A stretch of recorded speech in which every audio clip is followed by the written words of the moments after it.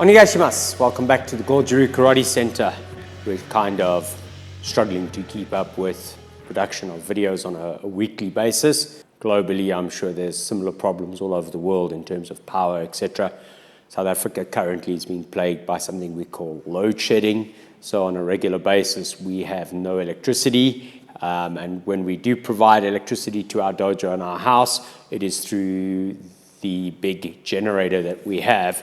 And it is so noisy, we could never possibly film while it's running. So this is a simple apology for why we haven't had as many videos out in the last couple of months. For everybody who has been watching and enjoying the videos such as our Mwashiuke video, which has gone from like 0 to 100,000 views in 3 weeks. We're super grateful for all the support and all the watching and views, etc. It really is cool to see a video suddenly go like proverbially viral. Sometimes it's more important to acknowledge where people should be watching other videos as well. So, you know, if you're watching my videos and you're looking for other channels to watch, please do not hesitate to go and watch people like the Enfields, GKC Global. Go watch the videos. I know their videos are very short, but there are such fantastic snippets of information within the videos from Sensei Paul and Michelle that are priceless. Go watch Les Bubka. Sensei Les is fantastic at bringing across very, very interesting ideas and trying to broach the topic of inclusive martial arts, especially in terms of people who do not have the same physical capabilities as the top athletes. And then, you know, you never go wrong watching people like Sensei Ian Abernathy doing practical kind of karate. So these are some of the channels that I often watch myself to see what's going on. I've come across a couple of smaller channels, you know, smaller channel but bigger name, Sensei Patrick McCarthy. Also, priceless information out on these channels. And if you're willing to like and subscribe to my channel, you should be watching their channels and liking and subscribing to their channels and seeing the information that's out there. Because they are, A, in many cases, my seniors, and B, they have got fantastic content if you're willing to go through what they've produced. Today's video is on Sanchin Kata and testing, also known as a structured yeeting and beating of poor Brian. Okay, so we have the deshi in, and we're going to talk about the testing that gets done with the kata Sanchin. So why do we do testing? And the important parts of this is that, A, there's a historical context to doing testing. It's basically, we do it because it's been done for generation upon generation upon generation. But in the modern age, when you have people who are no longer let's call it dedicated disciples or followers of a particular sensei or of a particular school, what you're finding is that the testing is becoming more and more appropriate. It's become more watered down, for lack of a better word. And it has become something that is done as part of a process towards getting the kata that little bit stronger, etc. In the past, if documents and stories are to be believed, it would be quite easy to understand that in the time of maybe Kano Higohana sensei, the training was so brutal and so taxing that many students faded out of the training system because they just simply couldn't cope with the physicality, the sheer physicality and somewhat brutal approach to being tested. And so we have to ask ourselves, why is this so important? All right, so one of the important things is that Sanchin Kata forms the basis, the foundation on which all Goju Ryu is effectively built. It starts with understanding your body and working from the toes up right through the body to improve the overall strength and structure of your karate in a high stance, something similar to the stance that will be used for a lot of, let's call it, boxing or stand-up fighting. All right. It is also the physicality of pulling and pushing, which is combined with our extensive Hojo Undo as well as our kakie training, that starts to put the various pieces of the puzzle together so that we can build a stronger body that is able to withstand more and to be able to withstand the rigors of our karate. And this is important because it means that the dojo starts to develop a mentality of very, very intense, very, very serious kind of training, especially when all classes, let's say, would start typically with Sanchin Kata and finish with Tensho Kata, and that you have this reinforcement of these traditional values from these two particular katas. It is also the ability to breathe and to sustain breathing while you are sustaining blows. At no point do we believe that we're impervious to pain. At no point do we believe we're impervious to a hit and that it's not going to hurt us. But we can develop to the point where it's no longer as painful and it is no longer as devastating as it would have been if we had done no training. In other words, in terms of preparation for combat, it's helping us to prepare. Obviously, there is also bunkai that goes with it. All right, Brian, time to lose the top and the belt. Okay, and we're going to run through some of the parts of the testing. Testing is a two-person interaction. It is an interaction between the student or the person doing the kata and the person doing the testing. And one of the most important things is that testing does not have to be 100% brutal all the time. Sometimes testing can just be a little bit hands-on so that we can feel the change in shift of focus in individual techniques. Now, this is something that I grew up with. There were times where some of my classmates were being tested brutally by sensei, and I was on the lighter end of the spectrum. Sensei was coming in just touching and fixing a few mistakes, and there were other times where they were let off the hook, and sensei basically laid into me that I had beautiful Chinese tattoos that the sports master at school was like, sorry, Shay, well, there's some things we need to know about what's going on at home. I'm like, don't worry about it, Mr. Gibbs. Everything's cool. I do karate up the road. I'm busy getting ready for my next grading. I understand. You're one of those crazy people. All right, real story. Hey, Brian, let's go. Hey, shimasu. Okay, facing the camera and line up there. That's good. All right, so number one, yoi. All right, do it again. This time, make sure you concentrate on breathing in a little bit more intensely. So put your feet together and deep in and out and tighten. So we want to make sure tightening, pulling down, tightening, glutes, tightening, and step through first movement. 1. All right, at this point, I'm going to concentrate on positions. So elbows in, pinkies, shoulders lining up. There should be enough tension, but without the shaking, Brian.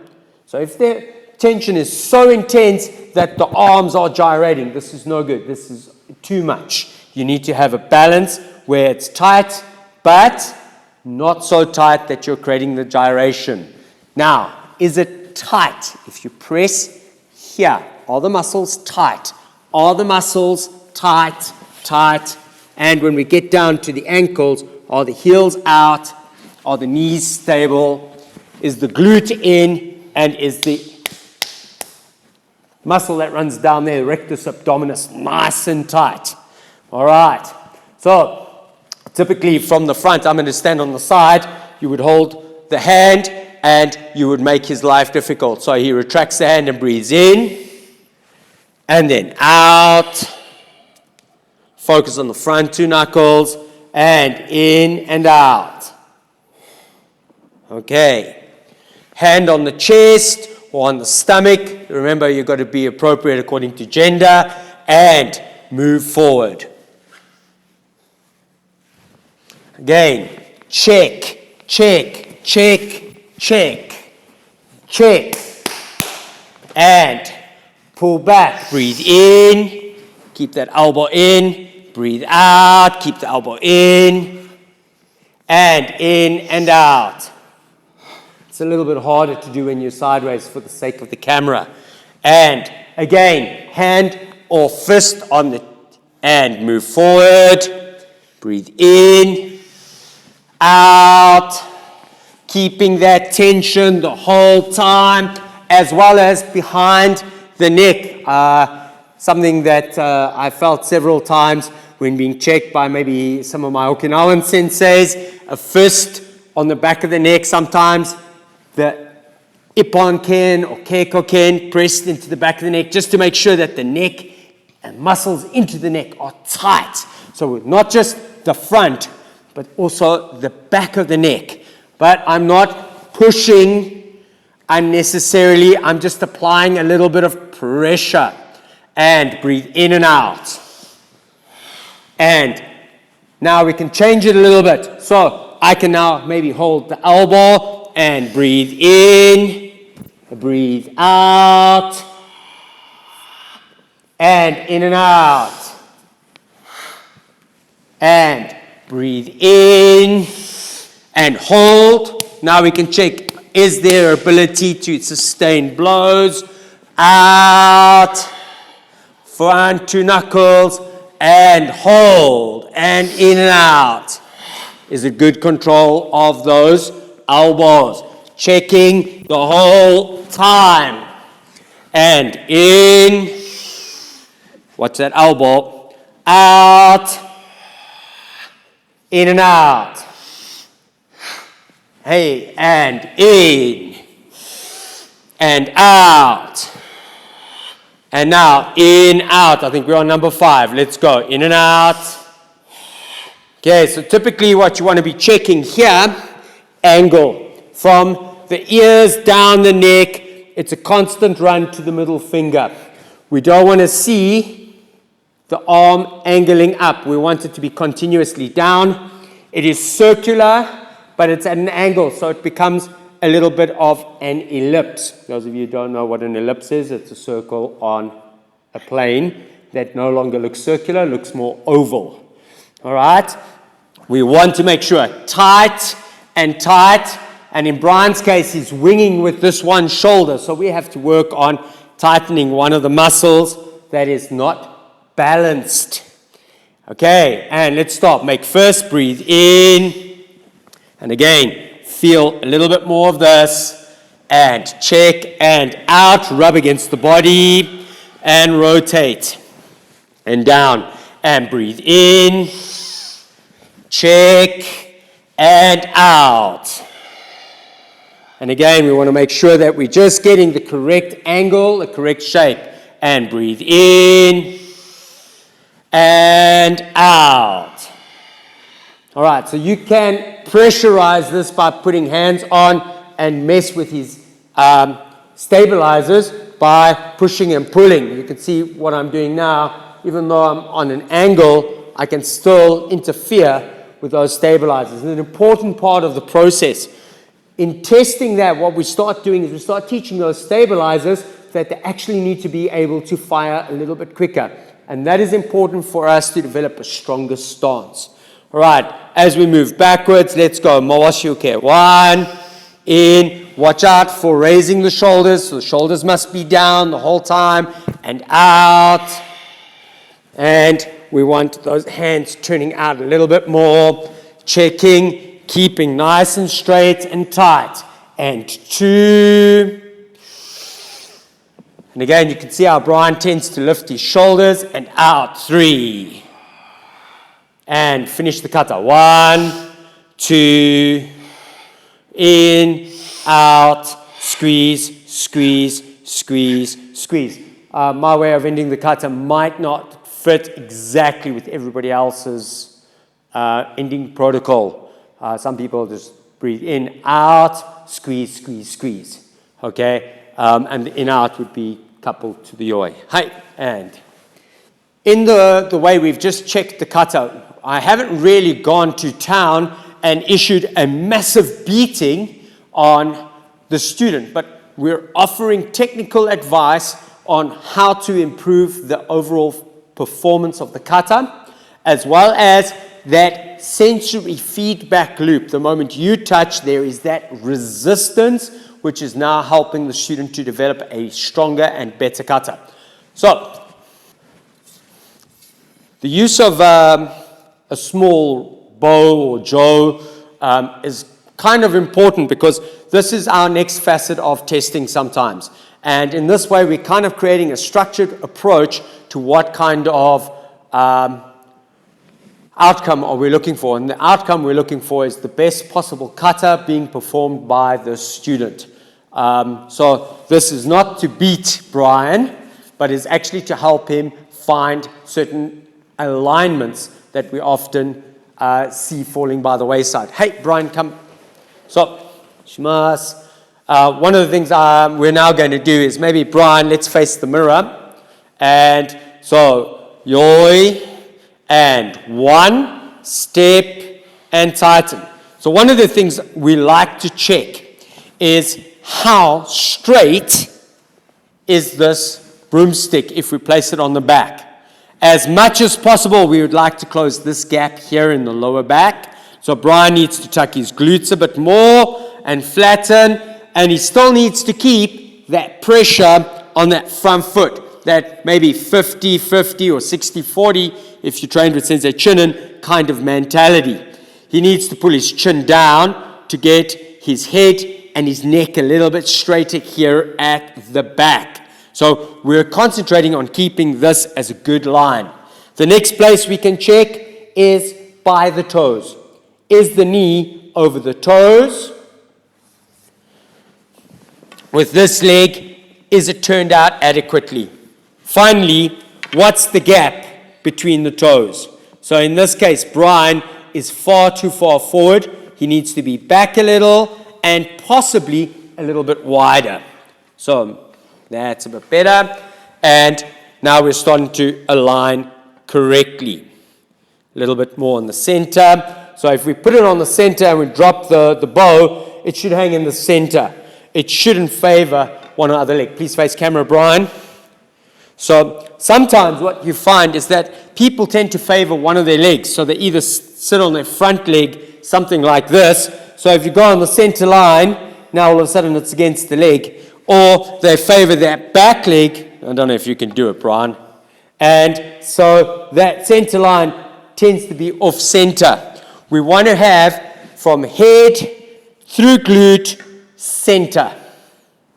All right. We want to have knees over toes. Press that knee, Brian, without losing it. Twist that hip. Body straight up. You're overdoing the back here now. At the moment, you're this way. Get it more this way. There we go. So tuck the glute, tuck the glute. Oi, so hard. Tuck the glute, tighten here more. Tighten more and get that head back a little bit. And feel that body weight forward. All right. And breathe. Keep breathing, otherwise you're going to pass out. All right. And so we can check angles and alignments when we do the kata. We're not talking about beating our student so that, wow, he can take all of this abuse. That comes later. Okay, so we're now using this to help improve our angle, our structure. All right, pull back one. One of the things we want to avoid, there we go, Brian, is if the arm does this. If you can stick the bow through here, there's a problem. All right, we want tight, okay? And if we wanted to help with trajectory, straight punch, and we've kind of got that. And again, nice and tight, equal feedback on this side. Is there some kind of conditioning? And tight here, and in and out. All right, so the stick, the bow, the shinai, whatever, can be used to check the alignment of the student. The alignment is critical.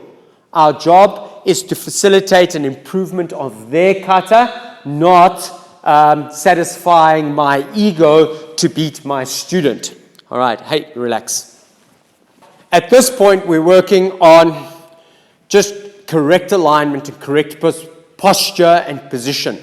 And it's a work in progress. And one of the most difficult things to do is the readjustment And often senseis are extremely difficult and brutal in the sense that they will constantly disrupt and then expect you to fix instantaneously. Now, one of the things I do agree with is that the faster you can fix mistakes, the more skilled you are as a martial artist. However, I do think it is rather impractical and implausible for you to fix mistakes instantaneously and that in the next run of the kata, you've already got 100% correction. This is, for lack of better term, impossible. And the reason it is impossible, we're talking about motor programs. They take 21 days to rewrite. Okay, that's science. That's not, well, I'm a martial artist. It's the science, the human body's science. It takes 21 days, which means the most important thing is that you need to be revisiting the corrections consistently for at least 21 days, which is why you want this continuous training and why you want to be coming into the dojo on a very regular basis to receive corrections from the sensei. So doing the kata and having the privilege of one-on-one with the sensei or with a classmate who is equally ranked and can help you is a critical part of developing a fantastically strong Sanchin and Tensho kata and then allowing it to build into your other kata, your geksais, your ciphers, your seiyunshins, and so on and so forth. All right, so enough ramblings of a lunatic. Let's go, Brian. Okay, so Brian, this time we demonstrate a little bit more physical test, okay? All right, so I might go in front of the camera now. I'm sorry for this. But we will show you what physical test sometimes looks like, and this may go down well. It may come with a lot of criticisms of both Brian's kata as well as my execution of the Shime testing or the iron shirt testing that we would like to develop. All right, hey, let's go. Kyotsuke, yoi, and begin.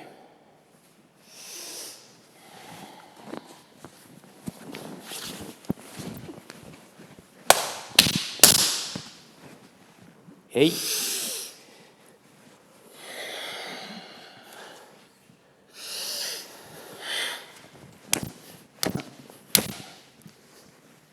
Hey.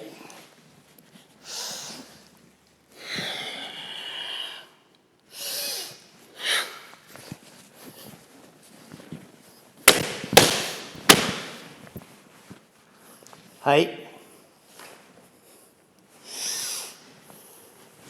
In more. Hey.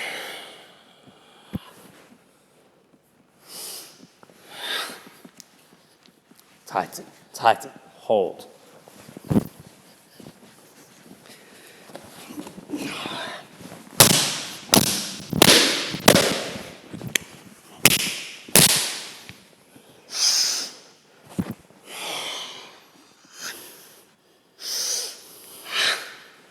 Hey. In more. Body. Better. And eight. Hey.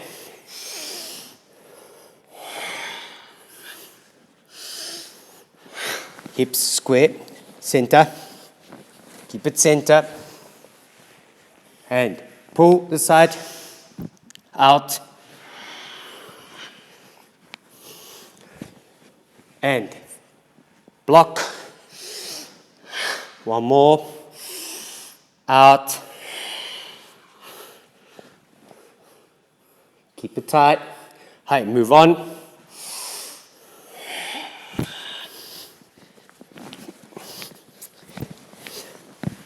And in.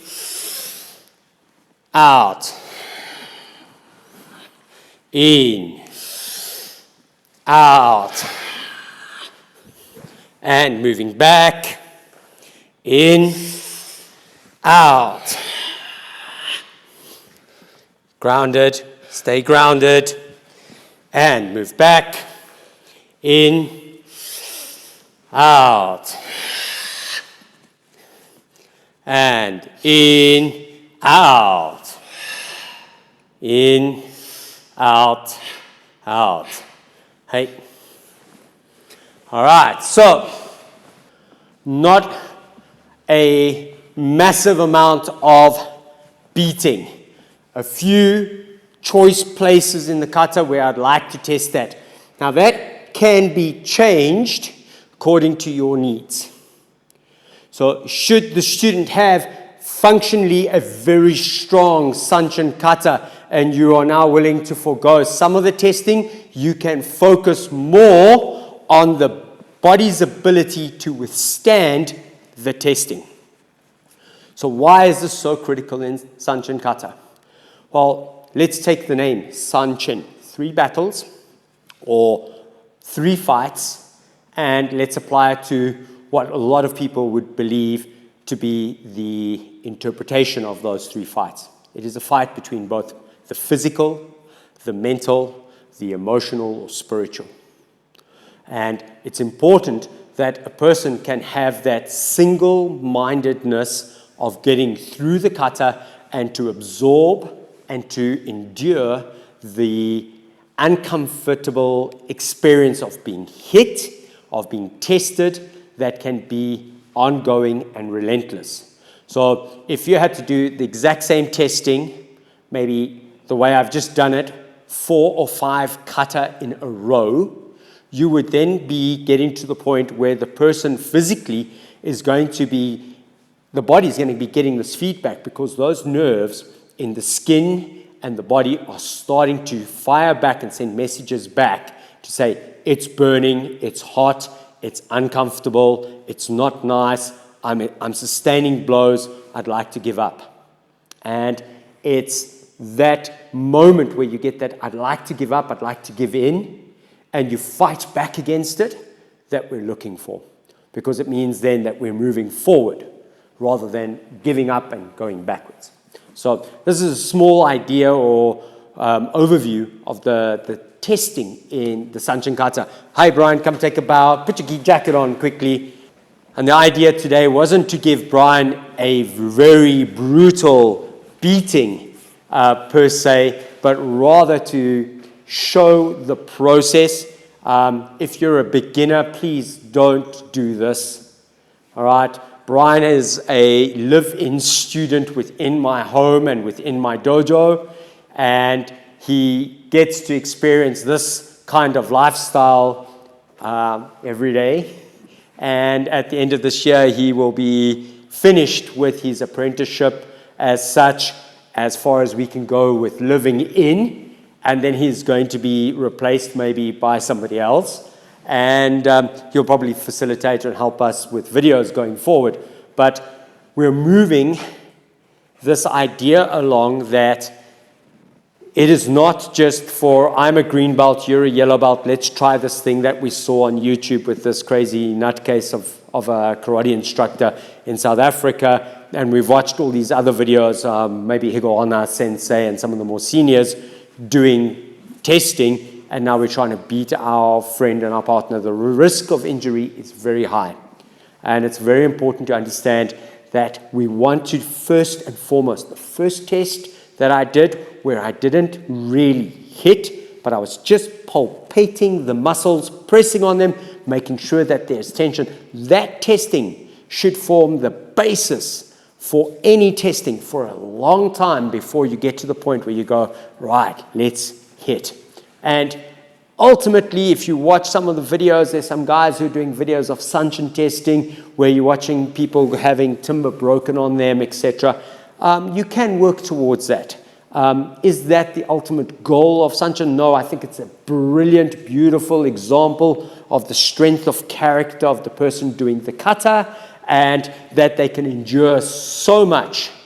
But at a certain point, I also think that there needs to be this warning that not everybody can do this. And that if you can, you need to work towards what is my end goal of doing testing with my sensei or with my peer, similar belts in the dojo.